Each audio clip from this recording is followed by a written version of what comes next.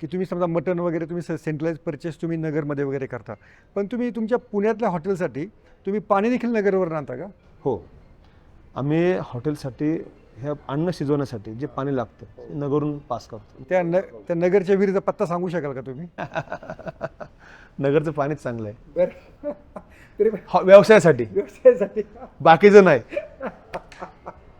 पण अनेकांना म्हणजे काय पाण्यामध्ये असं काय वैशिष्ट्य असतं की तुम्हाला ते नगरवर आणा असं वाटतं? साहेब काय नगरचं पाणी जे आहे तो खडकाळ म्हणतो ना आपण, एक मुळा धरण असेल किंवा नगरची जर भौगोलिक परिस्थिती पाहिली ती खडकाळ जमिनीची आहे. बरं. खडकाळ जमिनीमध्ये पाण्याचे क्षार मेंटेन होतात, पाण्याची क्वालिटी, गुणवत्ता, ती क्वालिटी आम्हाला नगरमध्ये सापडली. उदाहरण सांगायचं झालं तर आपण संभाजीनगरला पाहतो, वाळूंज MIDC मध्ये सर्वात जास्त लिकरची फॅक्टरी तिकडे काय आहेत, तर पाण्याचे क्षार.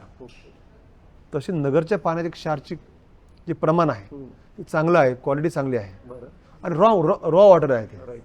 त्यामध्ये क्लोरीन कमी, क्लोरीन असं फिल्ट्रेशन, ते क्षार गेले तर अन्नाची चवीत फरक पडतो. आपण आपल्या घरात अन्न बनवतो आणि हेच अन्न जर आपण आपल्या गावी जाऊन बनवलं शेतामध्ये तर तो जो चवीला जो फरक जाणवतो तो त्याच्यामध्ये वेगळा.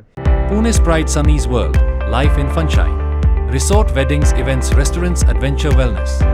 Sunny's World, perfect destination for every occasion.